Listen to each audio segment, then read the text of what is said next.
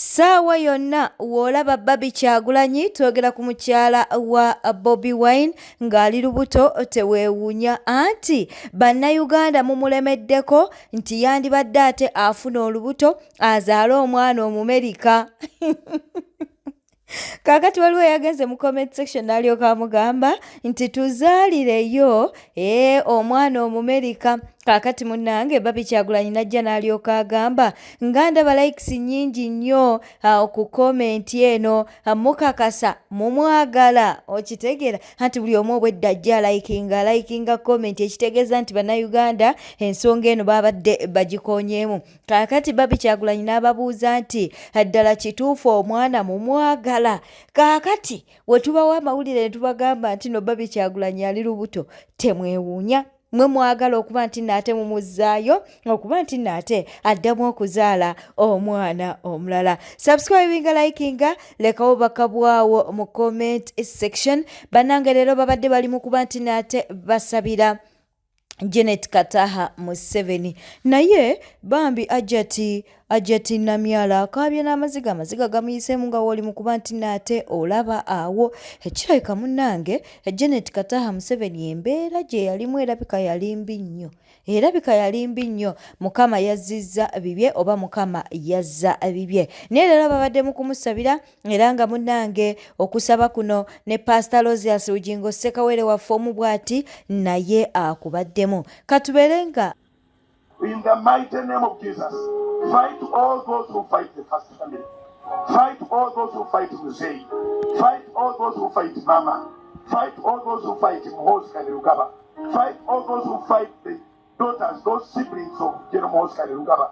Fight all those who are fighting this country, the first family, the cabinet, the judiciary, the parliament, all arms of government. We pray that, Father, you fight those who are fighting those that you are assigned to do the assignment in those offices. We call against the fire to take away the spirit of death in our children. The children who go for tours. We all went to school and went for tours. But there was no death of such a kind. We pray that whatever is claiming to take blood, it goes on fire in Jesus' name. Whatever is planning to take the blood of our children, we put it on fire in Jesus' name. We condemn it to fire in Jesus' name. The evil spirits that are thirsty for the blood of our children, for the blood of our brothers and sisters, we put it under fire in the mighty name of Jesus. Subscribinga likinga lekawo bakabwawo mu comment section. Banaye bannayuganda oba mwe mulikkiriza ddi nti no Mukama akola. Kaakati bannange ensonga y'okuba nti naate Susan Makula yazadde omwana bangi bakyagyogerera ate era bakyagenda mu maaso n'okuba nti no boogerera Susan Makula naye nga munnange atali wa mutima mubi wulira mirembe sanyuka nti munnange ate essaala za Pastor Rosias Ujingo zaddibwamu. Kaakati no munnange omugambo guno gutandise okutemebwa era nga gukyatemebwa biibino katubikuwe. Twogera ku mukazi eyajja n'ayingirira family n'agitabula n'ayagala okuprovinga for almost 7 years ng'ayagala okuprovinga nti wamaanyi nnyo ayagala okulumya all of a sudden ne bagenda South Africa ne bakola IVF ne zigaana ne bakola gundi ne zigaana kati mbita kyenjagala okugezaako okugamba mbuno in Makula's case either like baamugjamu nabaana nga talina nabaana tasobola kuzaala obanga age naye gundi ki ebibeeso tebirimu bya pooshi kubanga ku Makula engeri gy'abadde ayagala okukakasa Teddy yali badde at least akalinga omwana naye Katonda yabakuba omuggo. Carrying a child is not a big deal. It's having a child. Look at people like Ini Edu. You're carrying a koko mwana we. Tiamu carrying. Carrying omwana physically can't the teacher as well as like someone carrying your child. It's not embarrassing. Tuchimanya in a medical issue.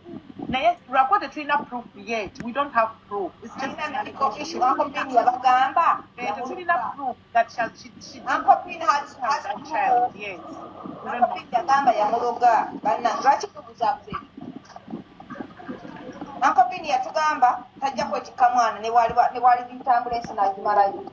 Lwakuba tetulina proof yet nti no si eyamukarenze bwe buzibu obuliwo naye evidiyo ezifulumye tekuliiko vidiyo n'emu apatol eraga feesi y'amakula ng'ali mu ddwaliro n'olubuto tetulinayo. And she's been going to church every day and she has a program on TV she does every this Thursday. They've not seen her pregnant. Like, okay, they've seen her wearing clothes ziri bumpy. But they cannot ascertain whether she's been pregnant or not. So, Uncle Pini is not answer yazina inaba. Apparently, at Ritaka got to the 50-50. Uncle Pini kagwemba denjagala atuwulire. Atuwulire. Kubanga Uncle Pini we yawulira nti gundi ali lubuto n'agamba hey ababuulire olubuto yalwetise lwakumeka ate n'ekirala. Are you reading comments? Someone has said omukazi yavaayo eyeetika omwana n'agamba baamuwa 30M ng'ayagala mo. Okay, okitegeera omukazi yatiko surrogate waabwe mbu yafubutukayo ng'ayagala mu 30M. I'm sorry, ng'ayagala 30M oba mbu baamuwa nti kati nedda mulaba ono omwana gwe bayita si buli muntu kyagegesa embuto. Gloria ye muntu gwe neewuunyize yakaringa olubuto. Gloria doesn't look the type that would, you understand, carry a child. Not because she's infertile, no. It's like the luxury babies. GNZ, ababana ba GNZ tebalina obudde. Look at omuntu omulala ngono getting married to Ronald, yani. Ono mwala, yani ono, yagamba itazari mama. Yani, what's her name? Fabiola. Hey. Look at Fabiola. Abantu bawakana. Lwakuba Fabiola tatimba nnyo olubuto lwe ng'alukwemba. Abantu bakadda Fabiola yazaala omwana. Fabiola n'ebigere nga bizimbye. Fabiola n'atulaga like she took us through after birth not Fabiola atali ku musajja wa munne. Nze ne waali ngambye no, seen on a medical ground or not on a medical ground, I'll still believe you. Why? Because she doesn't look the type that would have to. Waliwo atugambye Jami mbuno omukazi bamuyita Kathe yeetikka olubuto. Kathe nga yatukola bubi nnyo. Babatimu tadi Kathe akolimirwe. Mami Sue yeetikka olubuto lwe. Muleke kukema bigambo. Kathe leeta obujulizi. Mami Sue yeetisse olubuto era n'azaalira papa. Mami Sue ono we Canada. Mami Susan mukyala Bujingo. Ate mmanyi oli omukyala mpozi yaani Ye Teddy bisambi bitereka. Ebaala muwe. Musazi okugamba. Naye nga njagala gamba oyo omukyala Kathe yakoze ekintu ekyo si kirungi. Ekyaki? Kubanga tiimu teri ba haters, ba international haters, local haters, abantu abasalawo okubeera hater w'eyo couple. Tetuli basajja. Thank you guys. Can share the link. Thank you, Tony. Tugenda kudda mu Sharinga live. Mtapinga screen mshare. Ebya Benita munnange ete binnatereera Calvin Kayanja wuuna amutaddeko akazito amugambye nti ssente Honorable Justin Namere mbu ze yamusuubiza mbu Calvin Kayanja yaziina singa aba aleese ebipapula ebiraga nti nno yagobebwa ku mulimu. Jjukira nti nno Minisita Namere naye babadde bamutaddeko akazito nga bamugamba nti yasuubiza mpewo. Kati Calvin Kayanja najja n'alyoka agamba nti ye ssente azirina kasita Benita munanga akakasa nti munange yagobebwa. Benita omutwalo gwo ogwa $, nzaagulina nga stop proving ensi n'otulaga termination letter n'otulaga letter ya terminatinze bizayo ne company eyo. Ekyokubiri n'otulaga ne ticket company gye yakuwadde okudda ewamu kubanga company yonna bwekutaminating ekuwa ticket okudda eka. Letter ey'okusatu ye letter of acceptance oba defense y'oku termination. Nze ng'omutwalo gwo mpaaka awo nti gwe nguteeka. omanyi mwamanyira okwambaza Nuupu ekikookolo kati wabadde ofeze minisita nammere nze yamukubidde essimu nemugaa tebakufera omuwala oyo kampani mwakolera mulimu abaana be natwalayo baŋŋambye talina buzibu bwonna sente tebakozesa ekisaakyo n'omutima omulungi gw'olina eri abakyala ne bakufera ne mugamba nammere essente miliyoni 38 z'oyagala okuwa omufu ng'akulimba nti abanuku bamugobesezza ku mulimu mu kiro kimu bwe bastomingidde akawunti ya kampani eya TikTok kwe bamugobedde kwe bamulagidde okudde supindi nga nnene termination rate etwala ennaku 14 eri abantu bwe bataminatinga n'amala n'omwezi nga ne visa tebannagisa kudda waawe oyagala kutugamba mu kiro kimu lwe balumbye akawunti ya kampani ne bakuvumirako kampani lwe yagobye lwe yagambye okudda ewammwe tekuwadde tiketi oyagala kuzisonda Uganda kampani ki eyinza okugoba ku mulimu n'etakuwa tiketi amateeka ga termination ogamanyi bulungi ogamanya amateeka ga termination mulekerawo okufera abantu era honorable Namugambi essente tuziwa abantu abazeetaaga ku gurawundi wano waliwo abakyala abalina abaana abalwadde waliwo abakyala abalina ebizibu ebyenjawulo tulekeraawo okwambaza abantu ekikookolo tufere abantu Nuupu yagobeza ku mulimu ki nga n'akawunti ya TikTok ya kampani gwagiraani kati wabadde oyagala kwambaza minisita wange ekikookolo obudde bw'omala ng'okakasa abantu nga bw'otaafunye ssente omukazi yagambye bulungi nti ku mwezi gwange guno ngenda kuwaako miliyoni 38 n'omwezi tegunnatuuka wakati tewannayita nadde wa ssaawa 2 mwezi olaze empisa zo n'omulugube ngenda kukuba nno ogulawo olutalo nange nze mpuluvinga kimu nti termination yiino eyataminatinze contract eno eyataminatinze visa era tiketi gye bampadde yemu bw'otuyita basiru bw'otulaba kamatu otuyita buli muntu yenna nti tetulinnyanga ku nnyonyi tetubimanyi nga ne bw'osula nabo abaana be naleeta mu kampani mw'okolera baŋŋamba tolina buzibu bwonna na kampani Benita lekeraawo ebintu by'ekiferefere ebyo oli mwana wa buwala so tewali taabu actually nze bw'ompuluvinga n'ebyo bye nakusabye omutwalo gwo ogwa dola ng'ompaakaawo naye akakamanyiro kamwe n'akajanja imbu sente tebannaziweereza wali olabyeko afuna miliyoni 38 nga ziva Uganda n'azifunira mu nsi z'abawarabu wadde miliyoni ezi bazikwatira ku akawunti bazikwatira ku manegulamu n'otazifuna sente bakuweereza zaasi mu nsi ezo oyagala kukola buyeeke bwe baddolooza ojja kubuyiguyaza buli omu nammera ayina abagezi be era waazikuweerereza essente ezo mwabulira kubanga oli mufere teri yakugobye ku mulimu teri kampani eyinza kukugoba n'etakuwa tiketi bwe bakugobye tiketi ogisaba Uganda kampani yafunye amaanyi agakutaminatinga n'etakuwa tiketi kati obwo obufere bwo ojja kufera balala sente za nammere ziyina ebyokukola era bw'ataziteeka mu basingo mothers naye mwabulira omuntu yenna ali ku ludda Bakayanja amugambe nti kyali mu kukola kwe kwokesa minisita naye ng'ate akikola alaga nti ayagala awolereza minisita bino tebiri mu kuwoza buli kimu kiriko obujulizi do you guys understand nabagambye ebintu by'okudraginga amannya gaffe mbintu ebitategereka kati tetukyabisobola I'm a voice to the voiceless. I'm be a voice to myself. Do you understand?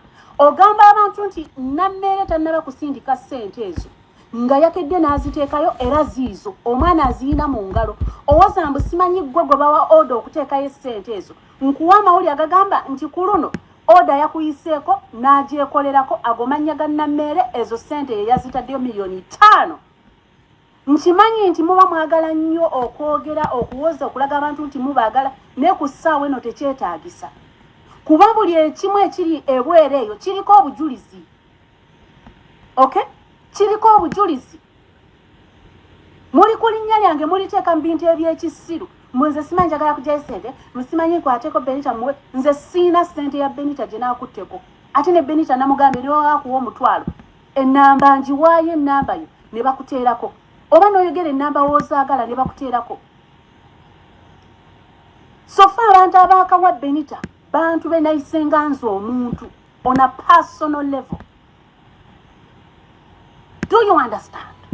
N'ababa abamuwadde yamanyi era simubuuza bakuwadde mmeka no so Kayanja ne banno kyemukola nkiraba mulwana nnyo naye ate muli mu kulwana ate kulemeza kintu kino okuggwa singa singa kyawedde dda kubanga oli yasuubiza kyeyasuubiza tekituukiridde naye alina kyasobodde okukola tumwebaza kuba si yazaala Benita tumwebaza si yebba wa Benita yavaayo obuvi n'ayamba naye kaseera ke yavayo naga nti mutwalo guugo buli omu yasikatira buli omu yasirika naga tetugenda kuyamba omwana ono yayambiddwa dda so nemwe mwenna abamuliko mbu ebyo byayogera biki yali frustrated ali mu fear omuwadde false expectations nti sente weeziri tezibaddeewo so stop temutunyigiriza nkiddamu nze tebannimbisa tebantuma ate tebankozesa nzikiriza bukkiriza omuntu n'ankozesa naye erinnya eryange liveemu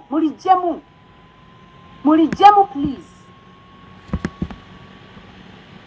nkikkaatiriza release me release money give me back my wings allow me to fly munakitegeera thank you omwana essente aziri minister thank you naye ate era munnange kyetutegeddeko munnange Honorable Justin Namere mbw awaddeyo Benita millions 5 mbw amuwaddeyoko millions 5 bwe bityo nate webiri erudda eyo ku millions bagamba 37-35 ze yasuubiza yakamuwaako munnange ate millions 5 era tumwebaze kubanga ne millions eze5 ezo aba akoze kale katubeere nga nabyo tubikuwa Benita wuuno naye ayina kyagamba wano oluvannyuma lwa audio ezaafulumye ng'alinga eyeemulugunya nti akasente ke tannaba kuba nti nate muludde okuwulira ku ddoboozi lya president ze ayogera kati muli mu kuleeta audio wali nga bakangoba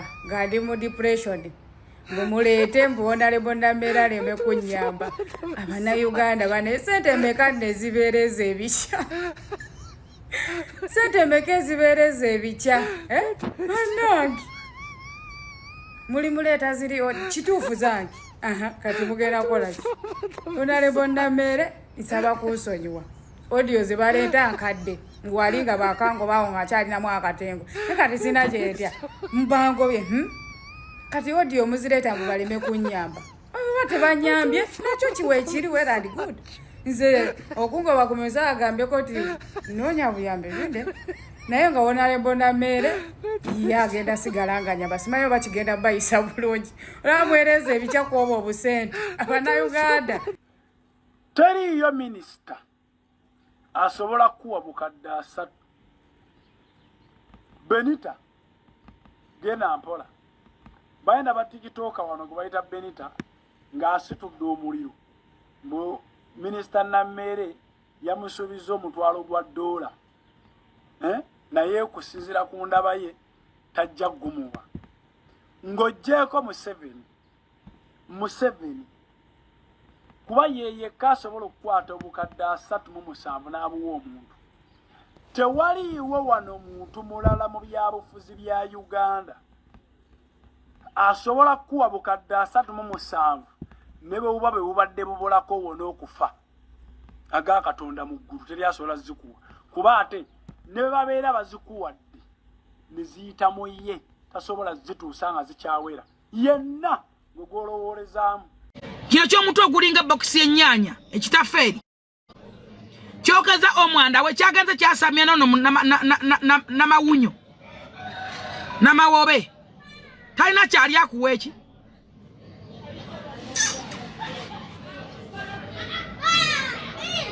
oyasi kati oyokeza omwanda omanye ekyobusirusiru ekiri waggulu obusirusiru kyekyobutamanya nti oli musiru kati oyokeza omwanda we abaana benkyukakyo kabadde bakwagala nga noonokola bizinesi bajja kuwagira oza mujja kujja enone mufune omulimu abatudde katebe tebajagala buto bwana buto balina buyiika eminya tebwagala mirimu bala abasajja abakulu ababba eggwanga eddamba tebalina bannabasowotosa ebyenda tebagala mirimu nga bo tebanagifuna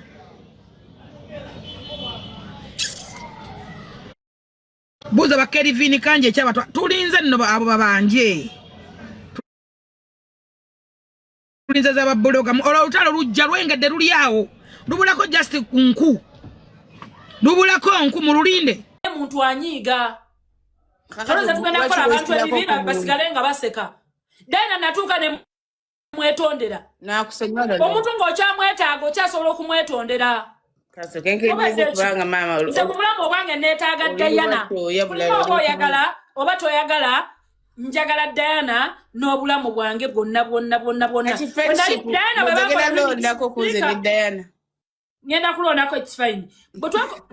Diana bwe yakola oluyimba remix ne Winnie Nwaji, Fefe Busi, Kapeke. Era nakwata nenkola challenge ya Diana. Nesigaba na mikwano, you are either my friend or not. Nesigaba na mikwano chumi.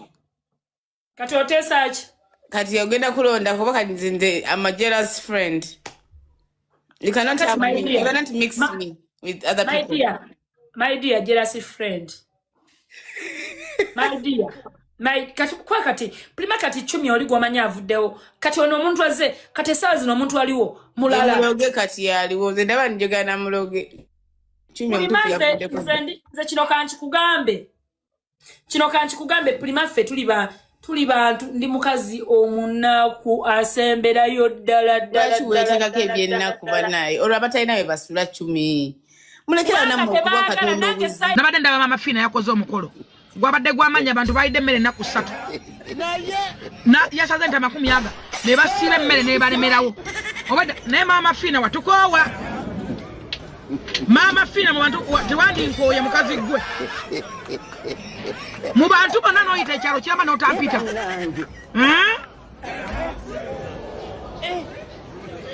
mama Fina mu bantu bwakoowa tewandinkooye gwe kati emmere yasigaddewo nenandigide yonna neggwawo mukazi gwe okoowa watukoowa naye nnyabo nze siri tikitooka ndi mwanawo gwotasobola kwegaana gwe mama Fina ndi mwanawo gwotasobola kwegaana tulabanga abazadde bebeegaana abaana omwana ajja kwesiba ku nnyina wano batuuke ne mu kooti gezaako obugeza nnyabo nkoowa otya nga lwaki onkoowa mu bantu bonna obayise abantu n'otema ennyama entenemeka nze gw'otayise gwe Rozeti olowooza gw'amanyi okuloga nja kukuloga gwe Rozeti yakuba jjembe ojja okuwulya ojja kuliwulya Rozeti nga oli mulogo nja kukuloga gwe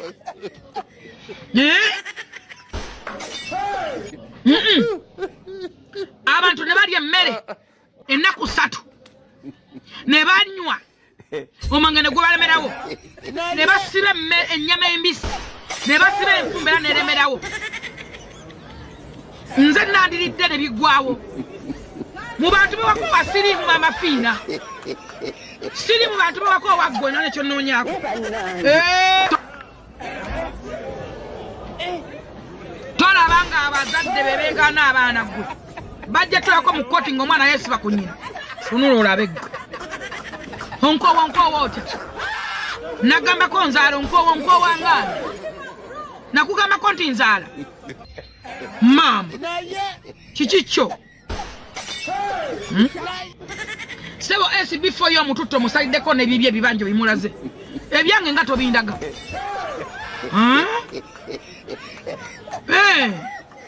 ekiki gwe